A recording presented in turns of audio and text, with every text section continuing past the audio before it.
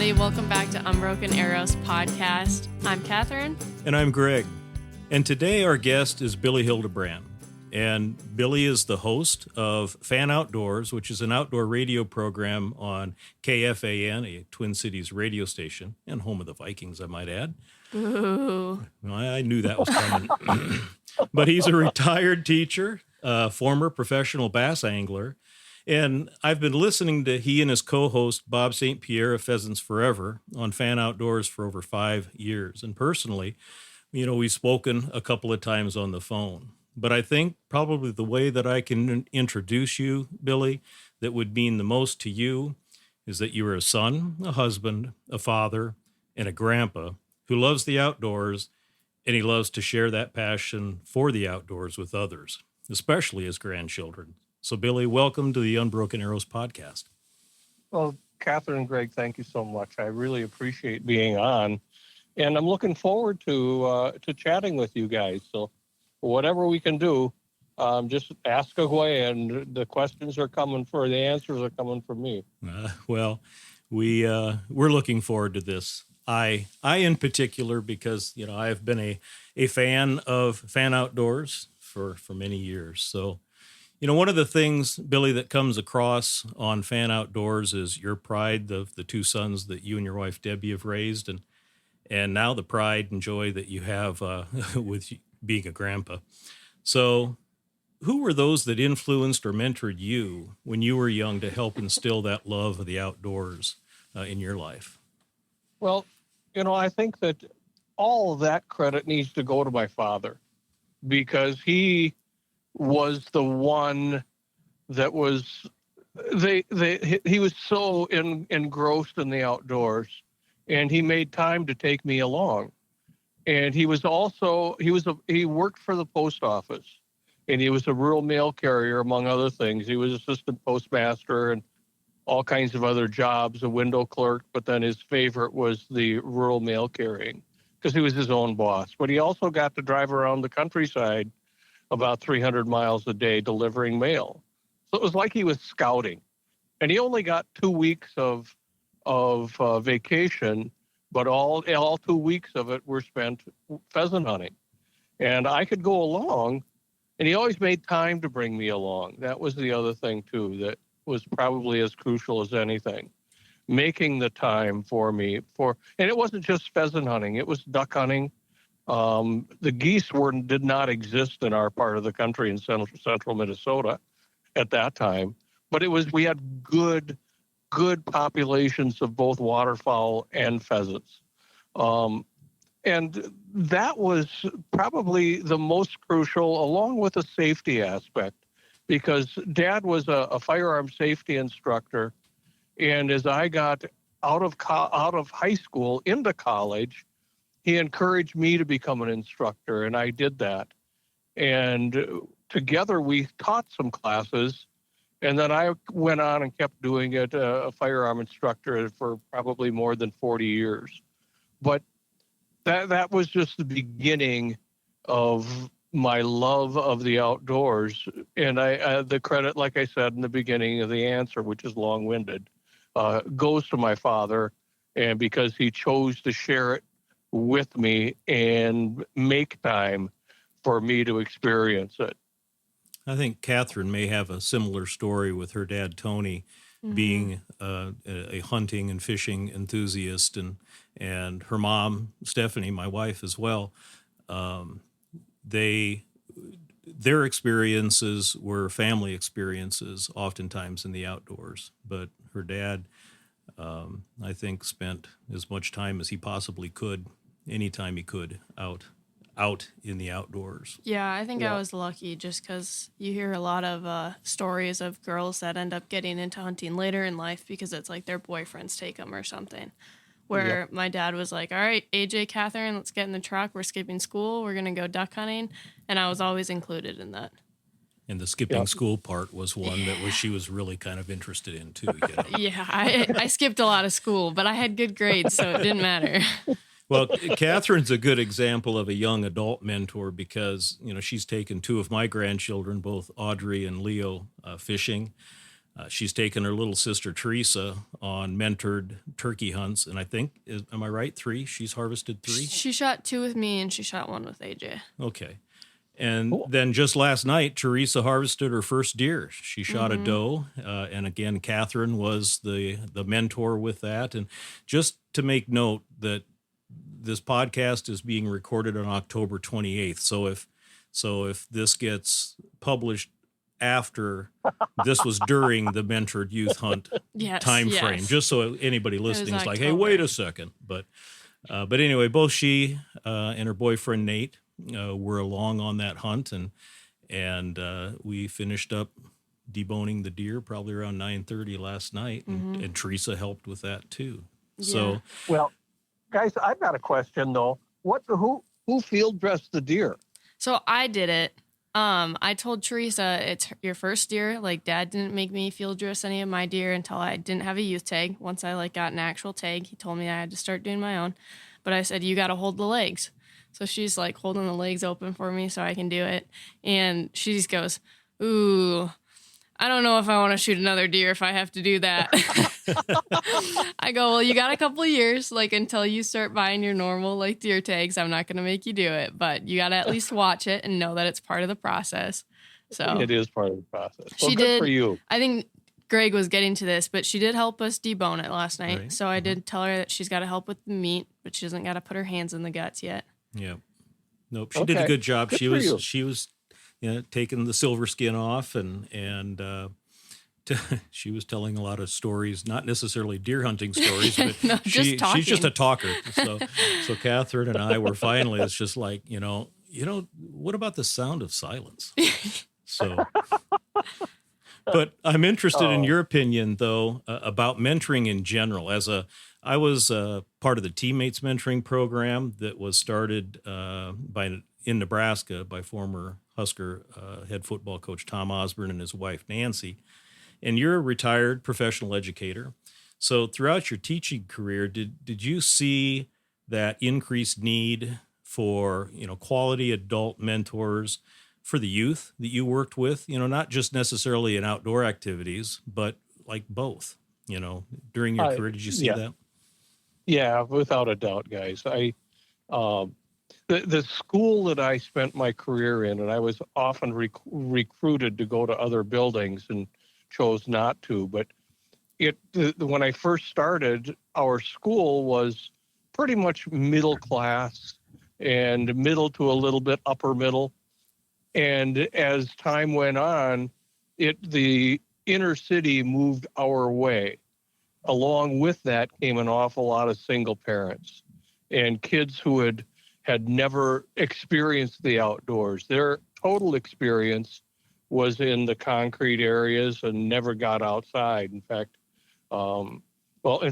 we had one time that we were trying to get the kids through the end of the school year, which you, Greg, know that's a difficult time for kids. It is. And behavior, it gets to be a real issue. So we started something called Student Appreciation Day, knowing that staff members, most of the kids think that teachers go home and just crawl into a corner and turn into a cocoon until the next day.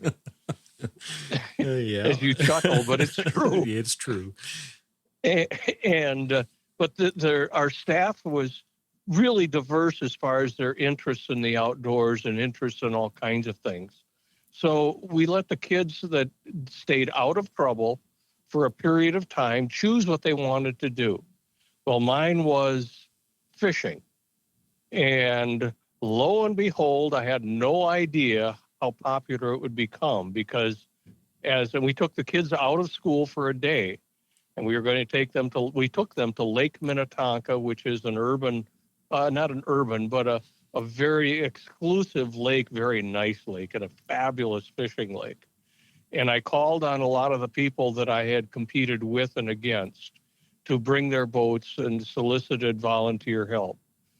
First year we did this, we had 800 and probably 50 kids sign up out of 1,200 student population. 3/4 of the kids signed up to go fishing. Wow. And some of the experience was the kids, one little boy, he was at the end of the group because we had about 300, 400 boats come, and they're at this marina dock and all tied up. Well, I'm standing on a cement bench, and the kids are coming from my right because we had 8 school buses go down there. So they come off the buses, and they were in 2 groups of 2 and 3, and then the anglers we would meet in the middle, and I'd send the kids out with an angler, and they'd go into the lake, and the anglers knew what time they had to be back, and when they came back, we had a lunch for them. But at the end of that, all the boats went out and that stuff. But at the end of that, there was 2 little boys on the dock yet, and I said, would you guys get a boat to go on?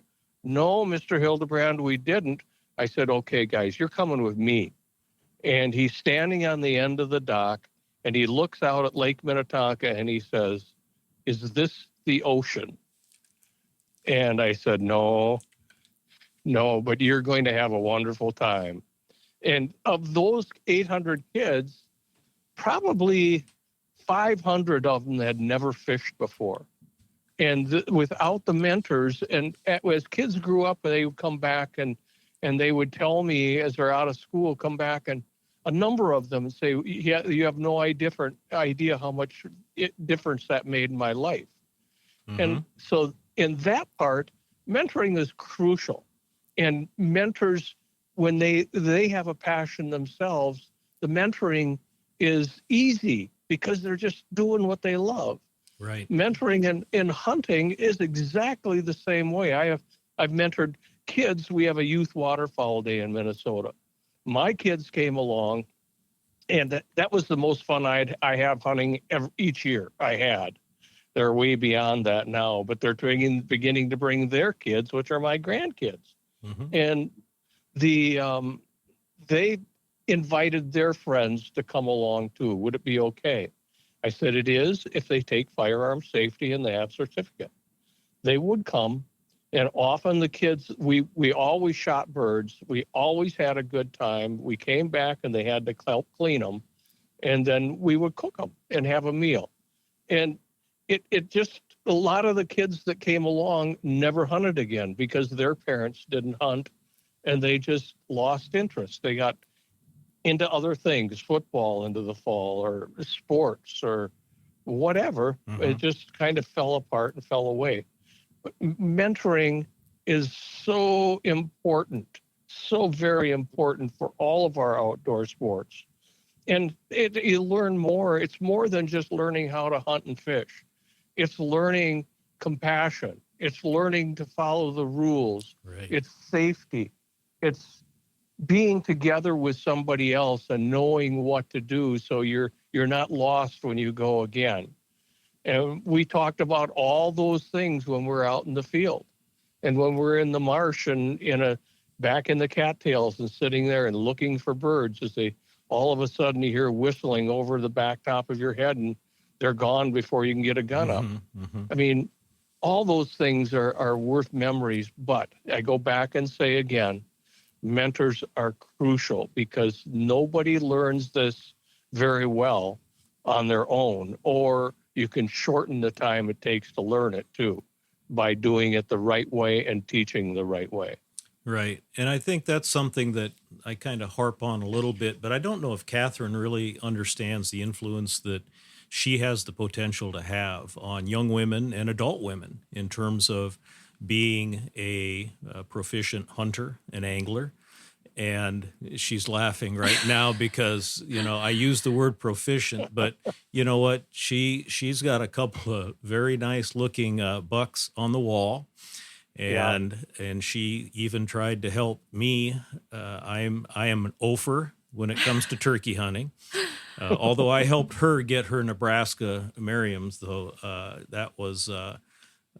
that's, I guess, my one feather in the cap for that. But I think she's got a tremendous amount of potential to be a role model, a mentor. And honestly one of the reasons I asked her to be the co-host of this podcast, because she provides the insight that I as an old man don't have. And several people have told me that before. They like listening to the old guy and the young girl who keeps him on his toes. So, but so Catherine, Yeah, you need to take that to roll seriously. So, and Catherine, I think that especially with females and women and young girls, it's now okay for them to be afield, and it's okay for these things to include 100% females. My youngest son's now wife, then girlfriend, grew up in the Twin Cities. Her parents didn't expose her to the outdoors and hunting and fishing. She had no idea what it was. All she could think of, we came back when her husband, my son Chad, came back from hunting, was, oh, that bird is so beautiful. How could you kill it? and that was her intention. I mean, she wasn't going to be against it, but she felt so bad for the bird until, and one of my dogs is sitting on the couch alongside me, and Chad's two Britneys are sitting on the sofa across the room from me. And Chad had a Brittany that, I gave him the dog, but had a Brittany, and he brought Katie along in the field because he kept telling Katie how excited the dog gets and how much fun it is hunting behind a dog. And when she got to see that, her attitude has changed totally. It's not just killing a bird. It's a bird that we bring home. The dog had a wonderful time. The bird died, but it's all that's part of what, because we're helping conservation with the license monies and the shotgun shell monies and all the things, the taxes that go into it. We are helping purchase public lands and keep these birds around. Mm-hmm. And that became very important. Not only that, but Chad bringing birds home and preparing them for her included her parents. So now they are totally engrossed in hoping that he gets birds and has success so they can share a meal. So it kind of goes full circle, and the mentoring part is crucial in ways that you wouldn't really expect it. Yeah, I would definitely agree with sometimes just getting people out there is the best way to introduce them to it, because just talking about it, they're never going to quite get the experience. And pheasant hunting behind a dog is for sure one of my favorite things to do. If I didn't have a dog to hunt behind, I just don't think it would be even half as fun. Oh, I wouldn't go. Catherine, I wouldn't go.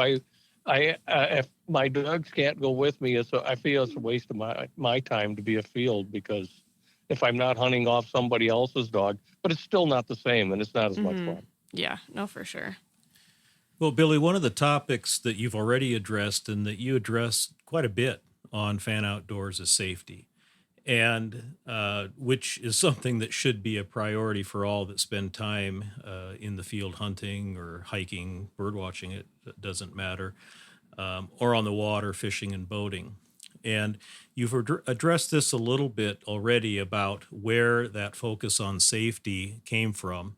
My question was that just a part of you, or were there events that you've experienced that have helped you make the decision to keep that topic in focus on your program? You shared on, and I'm going to talk specifically now about water safety. You shared in a story on FAN Outdoors one day about an angler that lost their life in front of your cabin. Would you share that with our listeners? Just because I think it's important in terms of understanding a little outing in the boat can turn very unsafe very quickly if you are not prepared for it. So would you share that with us? Sure. It was, I think, 3 years ago now, and my brother and I were building a deck off the lakeside of our cabin, which is a family cabin. Now it's ours.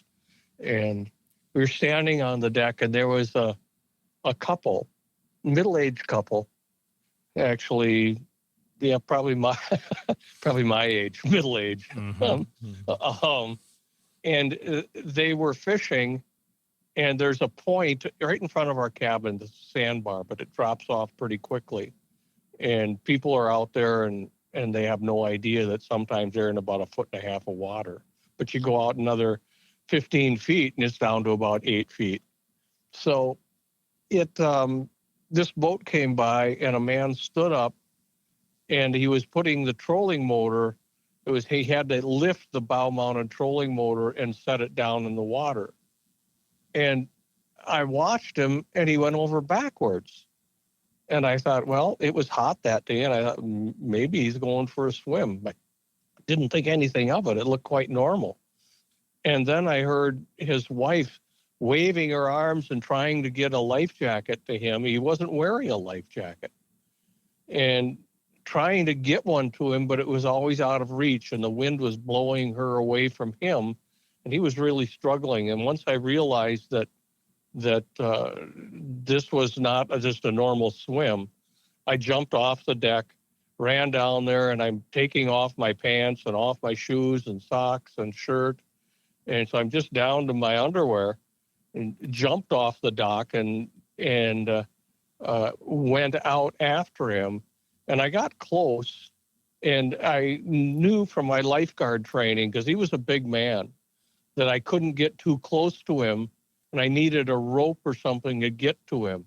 And his wife tried to throw me a life jacket, but it just kept blowing out of reach. So I kept trying to get him to turn over and just float, and so I could get him back to the sandbar, because it was only, it couldn't have been 12 feet away from where we were. And I knew that, like I started to say too, I knew if I got too close to him, he'd clamber on top of me to stay on top, and we'd both go down. So I needed to stay a little bit away, but the lady didn't know how to drive the boat. So I'm trying to talk her into just getting it in gear and steering it over to us while I'm talking to him and trying to get him to relax and just roll over on his back and just float for a little bit and kick your feet a while. And it didn't work, and he was gasping for water. And finally we got him close enough I could grab a hold of him and pull him up onto the sandbar. And I told the lady to hop in, because it was very shallow right there. Hop in and help me get him back to shore. So we pulled him to the dock. And my brother-in-law, who is quite fearful of water, hopped in.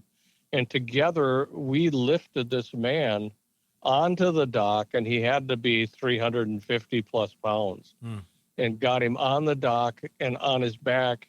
And we're looking for a pulse, and ended up, in the meantime, my wife is on shore, and I yelled to her to call 911. And by the time we got him on the dock, I could hear sirens. And I had more emergency medical help out there than I knew what to do with. And they just came down, and then they took over and got him we had his color back by CPR. And I didn't know he hadn't started to breathe yet. And they took over, got him on a stretcher, and got him up to the ambulance and took him to the hospital. And I found out later that he didn't make it. And I still see that moment in my sleep, because I didn't sleep I was quite ill for quite a while. Just thinking that if he just would have worn a life jacket, and he had 3 of them in the boat, 3 of them. And his wife didn't know a clue about how to drive the boat. So it was an accident that really didn't need to be fatal. Right. And with just a precaution, if you can't swim, goodness gracious, wear a life jacket. They're not bulky, and they don't keep you from doing anything.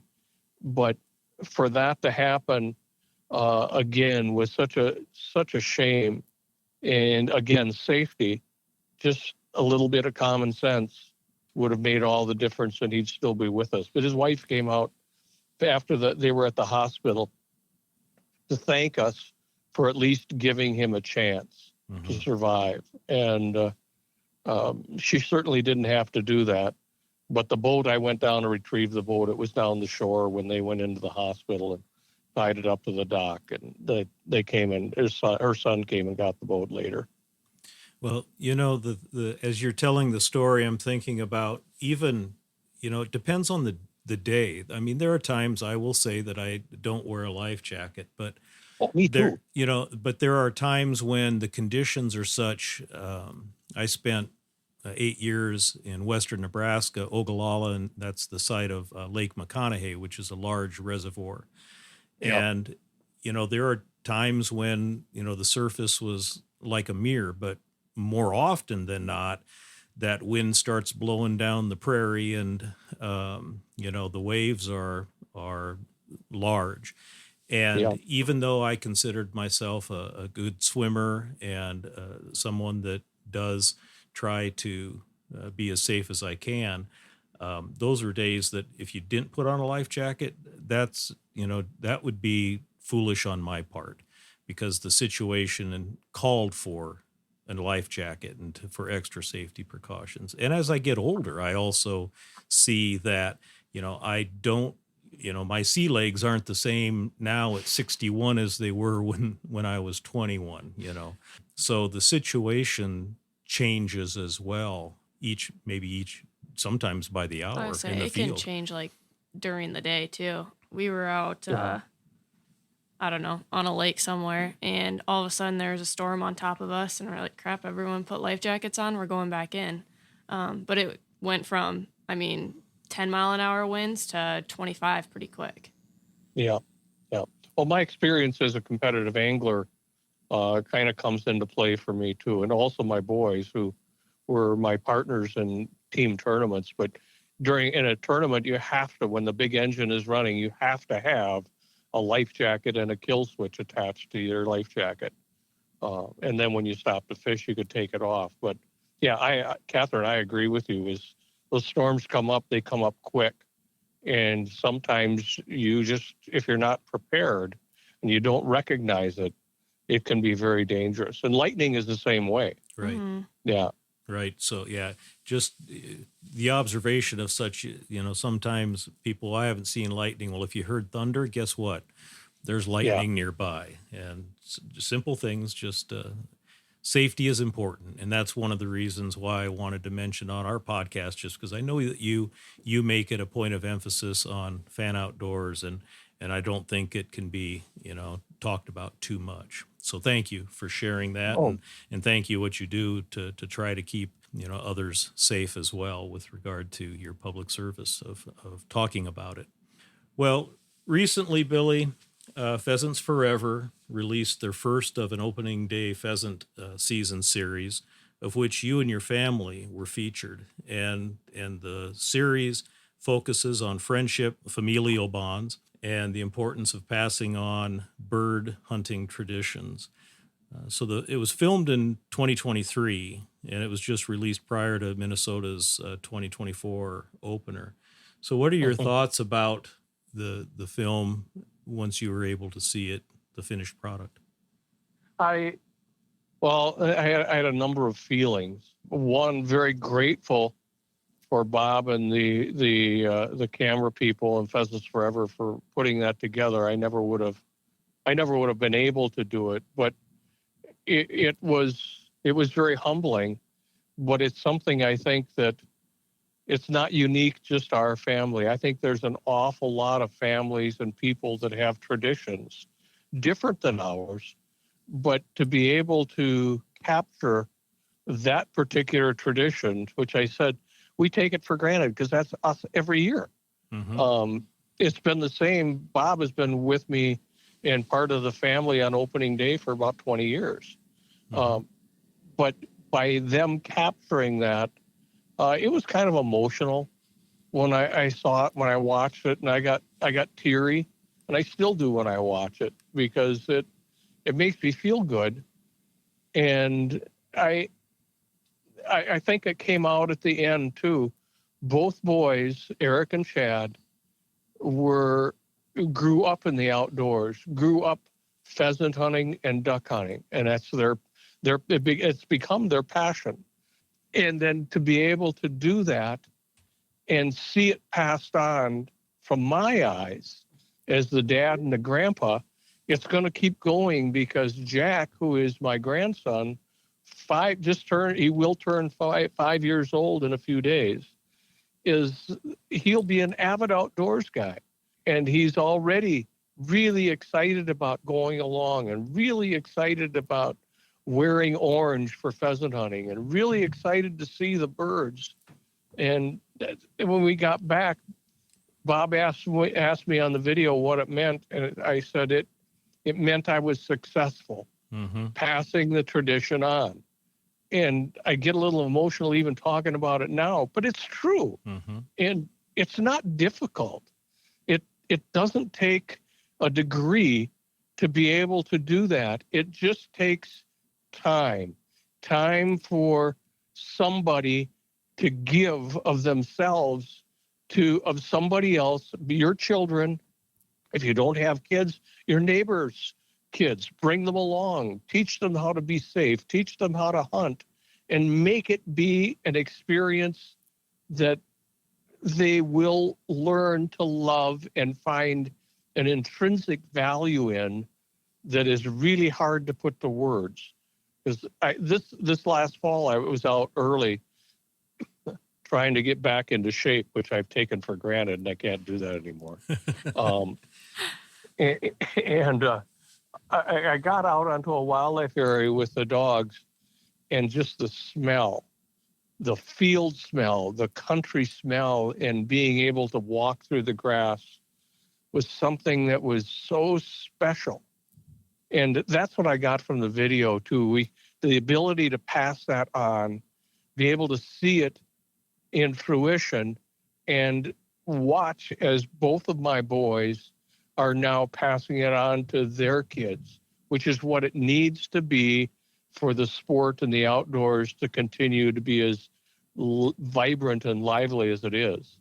So I guess it's a long answer to something I guess it's hard to put to words. Well, when I was watching it for the first time, Billy, I thought of, I'm going to get a little emotional here, because we've had Bob on our podcast before, and we're honored to have you on it now. And the relationship that the two of you have is, really, it's evident on the program, and it's evident on, just talking with both of you.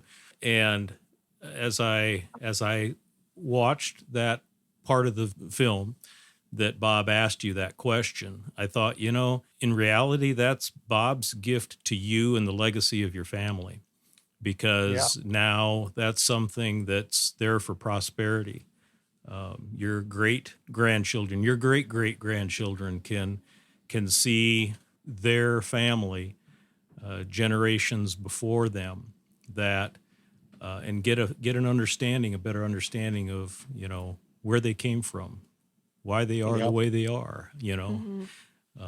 I thought it was very, very well done, very neat. And at the end, there is a special moment that was shared by one of your sons and his wife. Share that moment.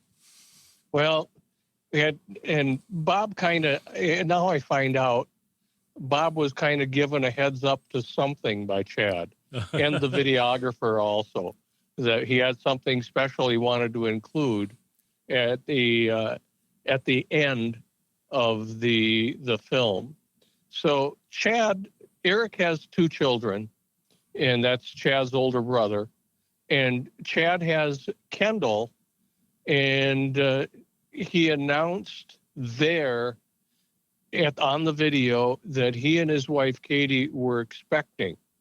And my wife Debbie had no idea that this was going on. As you look at the video, she looks over at me and says, "Did you know about this?" I said, "No, I didn't know about this." And she got quite emotional and excited. And it was just a way for Chad, and he had talked to Katie ahead of time, so she knew he was going to do this. And a way for Chad to share with his family something very, very special. And it turns out on the film that he shared that with a lot of people. Right. So how's the young family doing now? Oh, it's good. There are frustrations. I mean, but their their youngest, Callan, just got a couple of his COVID shot and his he got 3 shots actually last Friday, and so he's a little under the weather and a little bit not feeling real good right now. But they're doing great. I mean, they're fabulous, and it's right now. Callan doesn't do much moving around, but Kendall is a little lady, and she's only about 18 months old. Mm-hmm. Well, I know watching that whole video, I was just able to see so much of my family in it too. Like very similar traditions, just the excitement about opening weekend. Because we just had that 2 weeks ago. Mm-hmm. And getting everyone together and having all of the dogs and just the stories that come out through it. So that was really cool to see it from another perspective as well. Oh, thank you, Catherine. It's and I said yesterday, the boys know I feel like this. It's not so much the when you get a limit or when you get birds, it's when you shoot and you miss. Those things come back. Those are the stories you hear over and over again. Yeah, that's right, and they don't go away.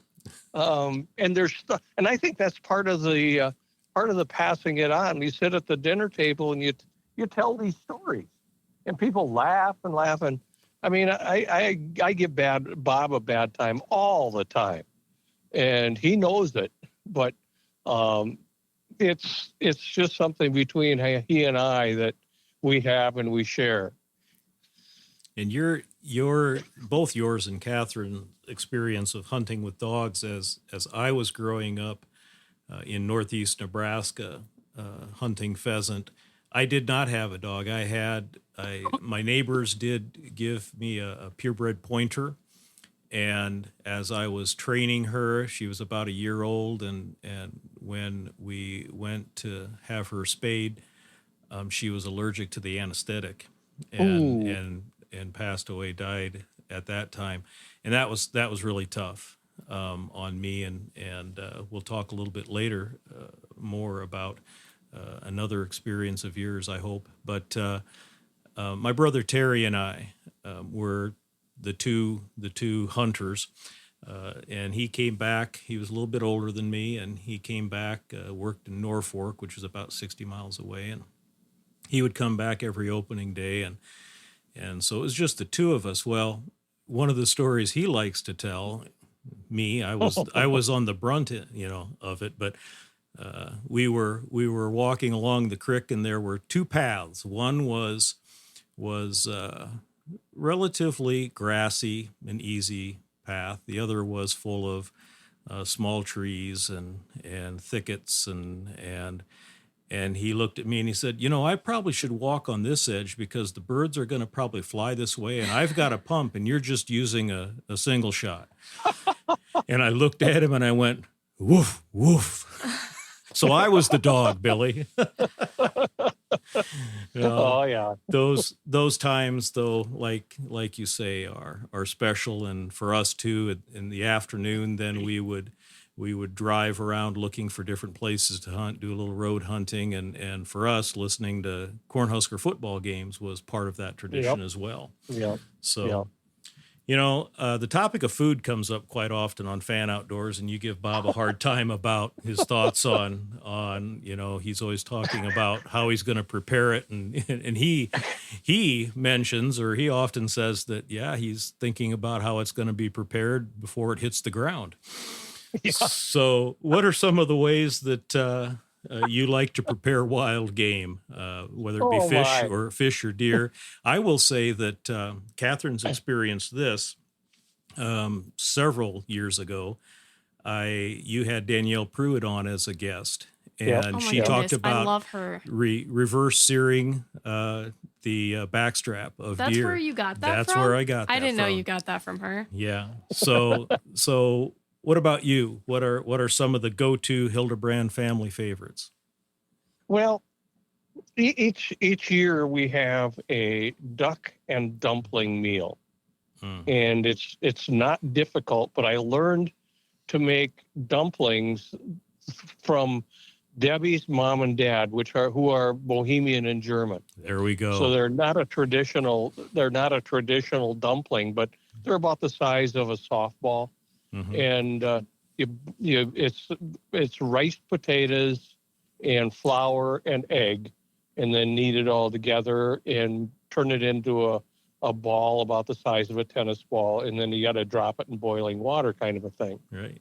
And then you cut it in pieces and dunk it in butter, melted butter.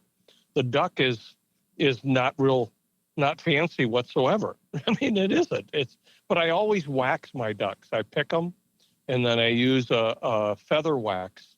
And before they're drawn or gutted, then I just take and dunk them in some wax melted in water, in boiling water, hang them up to dry, and it takes all the pin feathers and all the fuzz and everything off.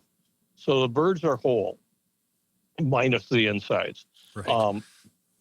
And then I'll stuff the duck itself with carrots and onions into the cavity, and then put some carrots and onions around the outside of it, and we'll put it in a crock pot. Well, then I add a Zinfandel wine, inexpensive strawberry wine, to the crock pot and cook it, and it's delicious. It's moist. The meat falls apart, so everybody gets a duck or part of the breast if they want that. But it's easier to just put a whole duck on a plate and then have dumplings with that. And that's gotten to be, well, I actually copied it from Debbie's mom and dad, because that's a tradition that they had in their family. They grew up in Alexandria. And we do the same thing. And I made the mistake one time of having fried potatoes with duck, and I thought it was going to be a mutiny. I mean, no dumplings? What's going on, Dad? Huh? It's like you were there. I'll never do that again. You don't mess with traditions when it comes to food. Not that kind of food. No, that sounds delicious. It is very good. And I've got, actually, as I'm speaking about it, I've got some duck in the freezer. I need to get the family together and cook that probably fairly soon.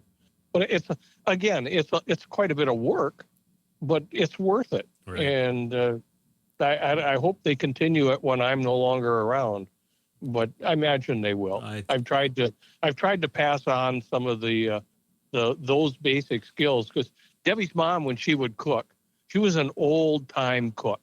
And I said, Clara, have you got a recipe for dumplings that you could share with me? Well, she says, there's no recipe. Well, I says, it's a little of this and a little of that. And I said, oh, goodness gracious, I can't do that. I'm just not a good enough cook.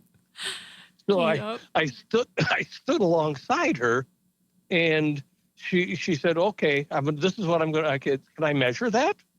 And she said, sure. So it turned out to be a cup of flour, a cup of riced potatoes, which some of the young people have no clue what riced potatoes are. Right. And one egg.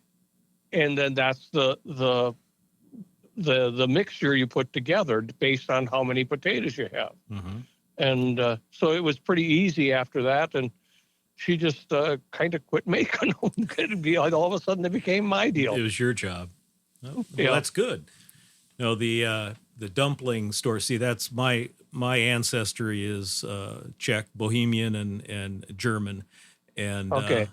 So when you talk about dumplings, that's kind of like a rite of passage, and that's, right up there with going to church on Sundays. What are you going to have with that? Oh, dumplings. What are you thinking? Yep.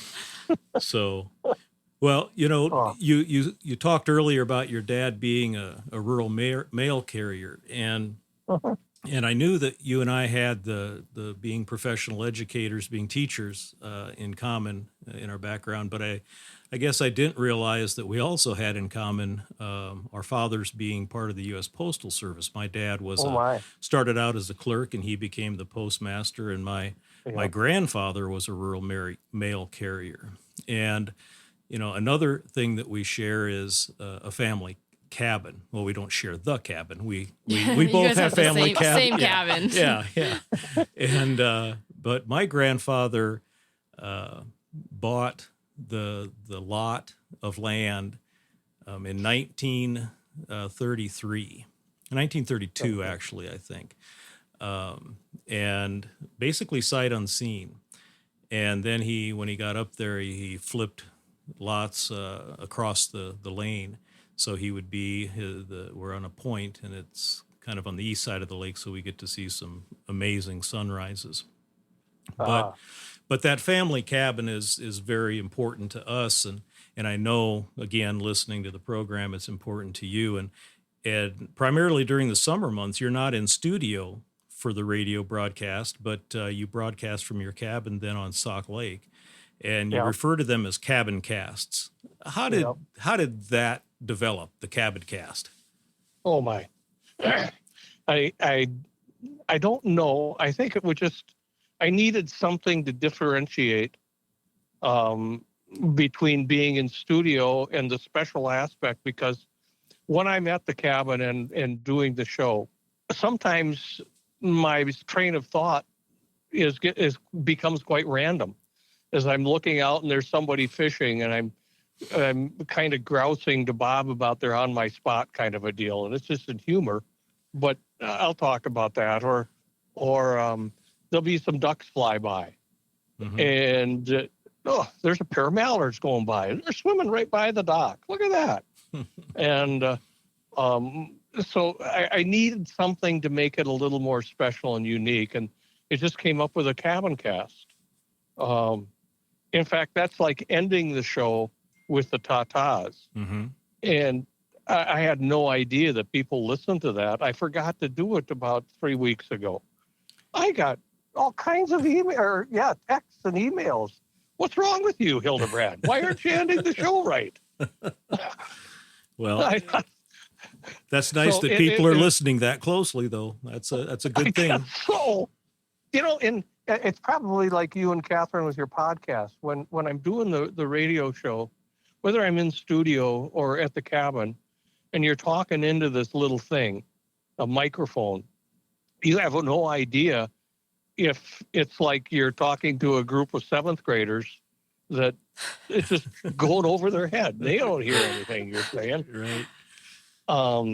But I often wonder if anybody's listening, but then I get out and I don't make it known where the cabin is. People will come up and they'll ask somebody where it is. Well, thank goodness that these are friends of mine. They're asking, and they'll send them on the other end of the lake. Sure. I really don't need people just to keep randomly driving in. Right. To say hi. But it's really, I don't know, the whole radio thing has gotten to be very, very special, I think. And it was purely accidental that it began, too. Well, the thing about having somebody mention to you that that they're listening, I guess, when that happens, my tag response is, well, thank you, and that makes it there are two people then listening, so Right. So that we doubled our audience. That's a great thing. Yeah. Well, when I've recorded several podcasts from our cabin, and I guess in honor or tribute to you, I refer to those as the Whispering Pines cast, because my grandfather named the property Whispering Pines. So very good. So that's one of those things that one of your listeners garnered from your program. Cool. So very cool. So the family cabin, you're up there now, closing, if I'm not mistaken, and there's a lot of work that goes into maintaining a place like that is often used only from maybe late April to October. So is the work involved in maintaining and opening and closing and doing all those things? Is it worth it? And what do you get from it? Because I know what my answer is and my family's answer is, but what's yours? Greg, It's my favorite place in the whole world. Mm-hmm. And I've told Debbie that we could. She says, how do all these other people go on vacations and stuff? And she says, we're just always up here. I said, well, I'm sorry, but there's no place I'd rather be, very honestly. And our place it's about 3 acres of ground, and it's all wooded. So there's woods on both sides of us. And when the leaves are out, you can't see anybody, and you can't see the road. It's 100 yards off the road. Mm-hmm. And I relish that. I relish that, the serenity. I relish the cabin, but I also have so many memories there. Sometimes I'll walk around the corner of the cabin in the yard, and I'll see my dad sitting there. Or he used to, at the end, we'd hunt ducks off the sandbar point I mentioned earlier. Mm-hmm. And he smoked pretty heavily, which was also his demise. And but when he couldn't walk, he'd drive his car and park in the yard and just watch us down on the lakeshore hunting. But all those memories I have of that place growing up. In fact, when I was a kid, we didn't go on vacation. We couldn't afford to go on vacation. So we would go on vacation about 3 miles away out at the cabin, which was owned at that time by my aunt.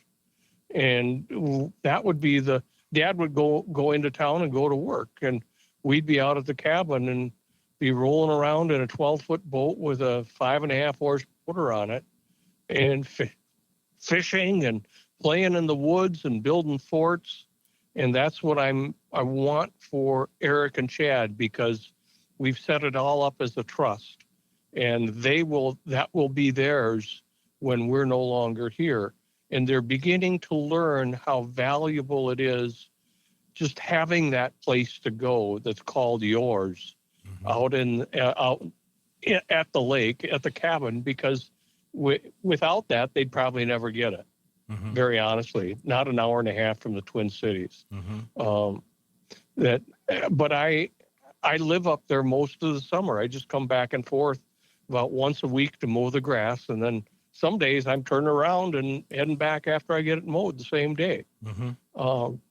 But I wake up and I'll see turkeys in the driveway. I'll see a deer walking through the woods. I'll be able to go fishing if I want or not. Sometimes as I get older now, I just spend time wandering around and putzing in the yard. And it's not like having a job to do here in the cities that I need to do to take care of things. And I explained to Chad, sometimes I just don't care. I just want to exist and live and have a wonderful time out there. Mm-hmm. So you asked, is it worth it? Oh, my goodness gracious, yes. Bob often says to me, I wish we had a cabin like this. Right. Well, but I don't know, because Bob likes to drive. He likes to see different places too. He does. He's on the road quite a bit, isn't he? Yeah, well, he is. You mentioned what Debbie said about other people, when do they find time for vacation or those types of things. My first wife, Holly, who lost a short battle with ovarian cancer, she and I raised 5 kids together. And I can remember early on, actually before we had any kids, she made the comment, well, don't think that we're going to go up to the cabin every summer. We're going to do other things, And then as we started to raise our family and the kids, when we would say, well, we're going to go to the cabin, and then, it was just excitement. And when they get there, they live in the lake. They're either on the boat, they're swimming.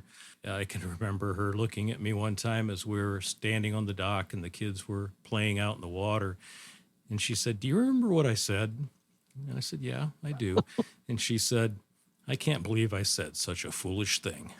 And that kind of sums it up, because I've got 3 brothers and a sister and, a passel of nieces and nephews and that place. And my mom is 96, and God bless her. Marguerite is 96. And, she started going up there basically when she was about 4 or 5 years old, I think was her first trip.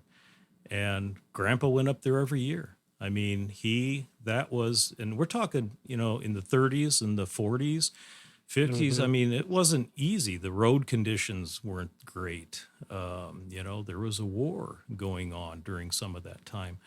But, he made those memories for his family. And my mom decided when the rest of her siblings wanted to sell it, that we should buy it as a family. And so it's been in our family since like 1981. So, Yeah. but, Yeah.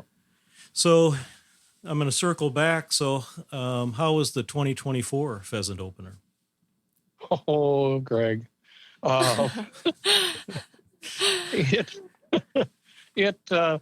It, it started out just exactly like all the rest of them do. I mean, I think last year I can't remember, I think we had duck and dumpling. But this year I made French dip sandwiches for everybody. Yum. And it was very good. But as we went up to the cabin, and it was just Eric and Chad and Bob and myself this year, because the little ones were home and people were busy, and it's just it's difficult because we look forward to going hunting, and it's kind of it's a busy time early in the day where little ones, it's not a real good idea. So sometimes sleep is difficult at night too. So we were good, but I left my old dog, Snap, who is 14. I left her with my wife, with Deb, here at home, because although she's been afield with me, she was doing great. And I got a call. I didn't want her to have to compete with all these other dogs, because she's not fast. She's quite slow, but she was very thorough when we were walking this fall and before hunting, just going out and walking the fields. So she stayed home. I got a call Friday night from Deb that said, Snap is not doing well. She can't stand up, and she keeps tipping over, and she's throwing up, and she has diarrhea. And I said, oh my, you want me to come home? And she said, no, I can handle this.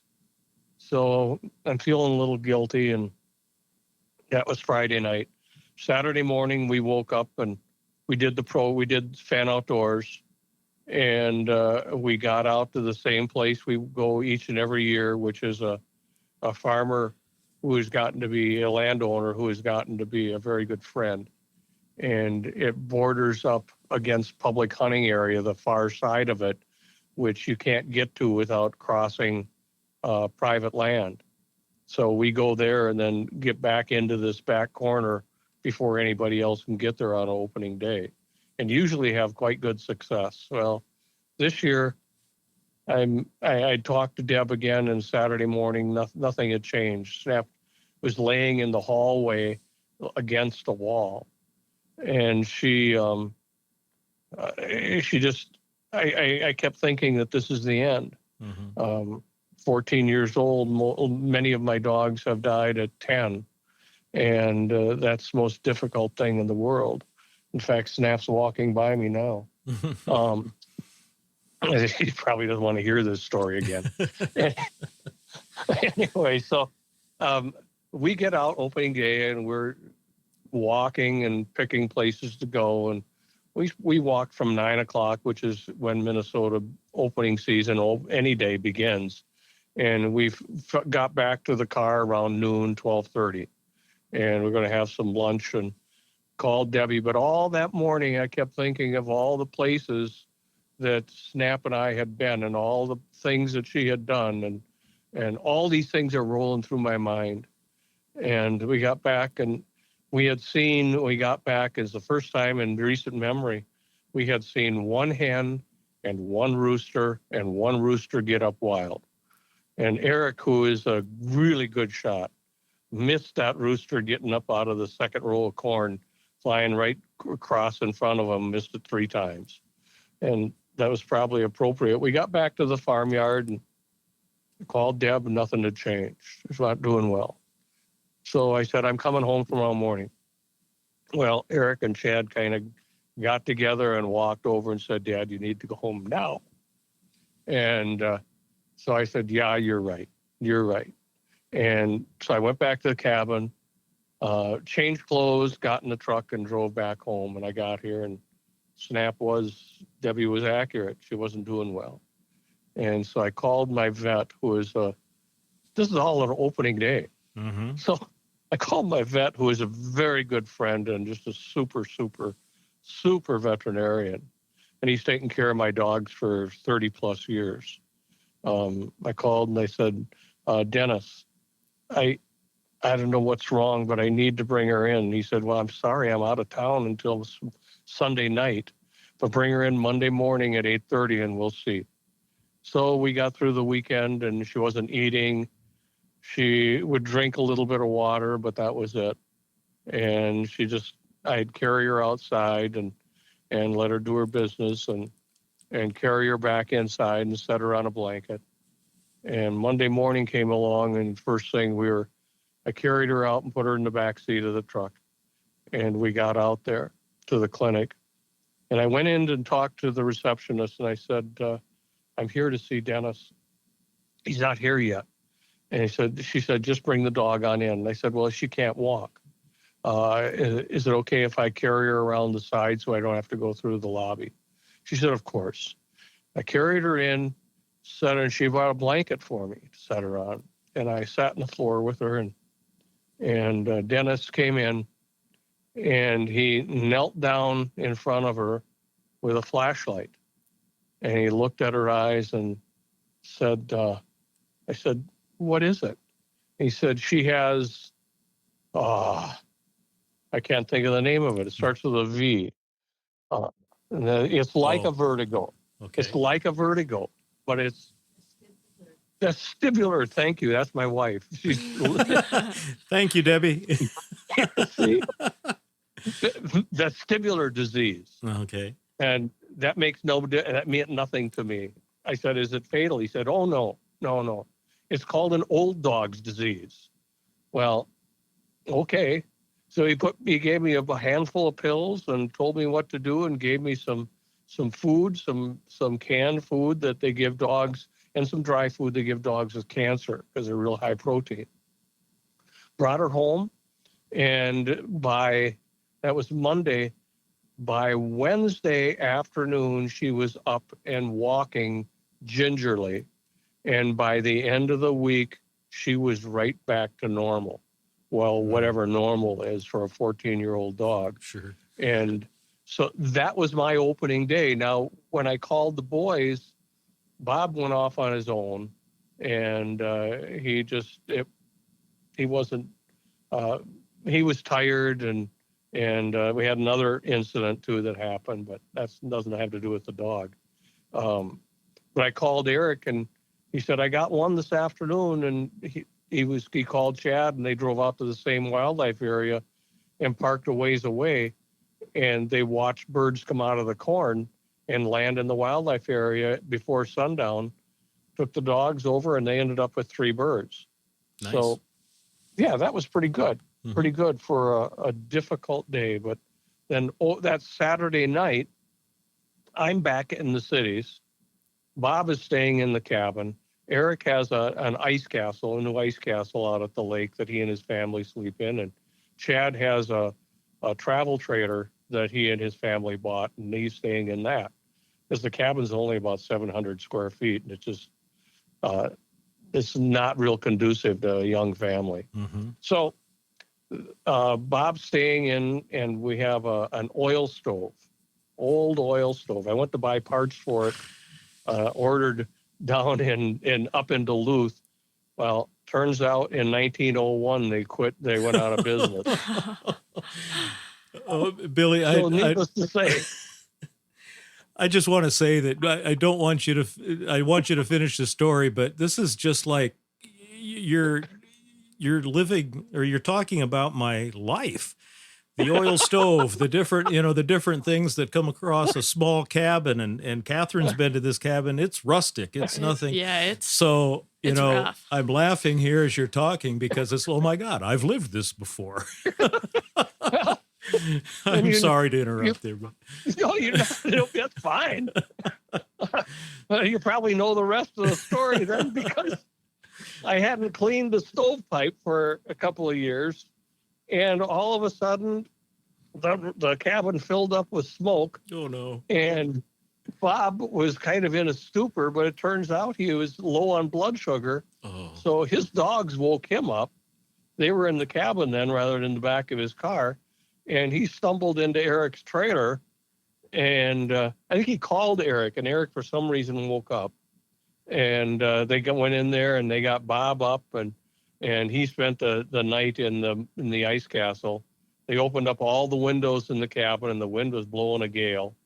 And got the stove shut off and stuff like that. And then they called me afterwards, and it's my fault because I didn't take time to clean the stovepipe out. So that was, in a long story, that was my opening day. It's an eventful weekend. That's enough for a week or two, and that's just a day and a half. Oh my goodness gracious. No. But that's when I say the different types of things with the family cabin, that speaks exactly to that. The things that you just don't, expect, or because of the age of something, you come up with a different problem from the original problem that you started with. Yeah. So, well, anyway, Billy, thank you for taking the time to visit with us. There are several other things I'd like to talk with you about, but we're already an hour into this. And one of them is, you're known as the captain, and I know there's a story behind that. And there it is. And I also, with Deb chiming in the background, I'm thinking maybe that she needs to be on with us as well, if we can ever twist your arm to be on the podcast again, because I bet she's got some stories that she could tell as well. Oh, I am sure she does. No, well, again, thank you for taking the time. Thank you so much. And you're very welcome. Please keep doing the job that you're doing, as both you and Bob with FAN Outdoors.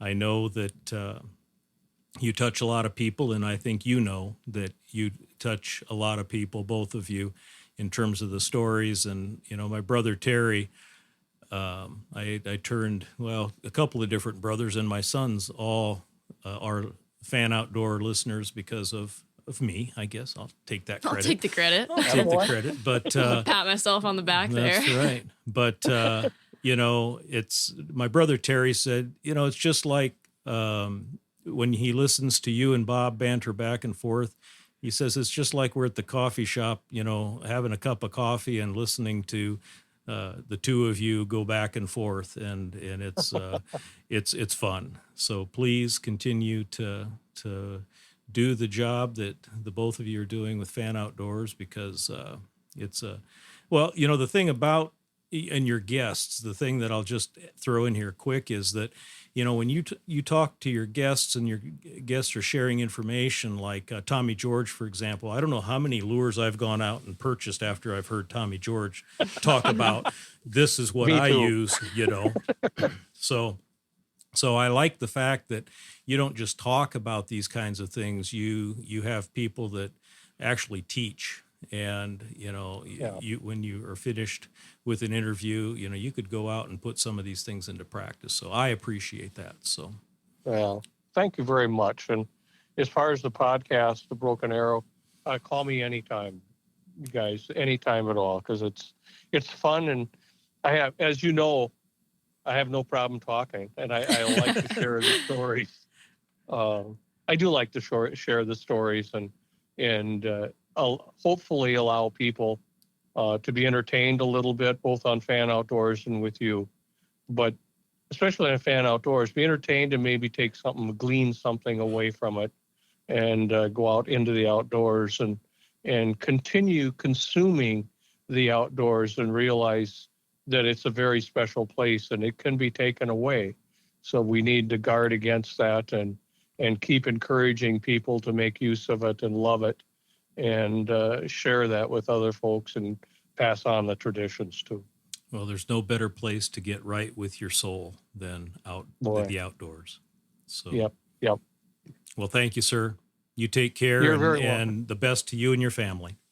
Well, thank you, sir. And both of you and Catherine, I hope your fall is fabulous and with success, and be safe and enjoy. Okay. Yeah, thank you. We Right back will. at ya.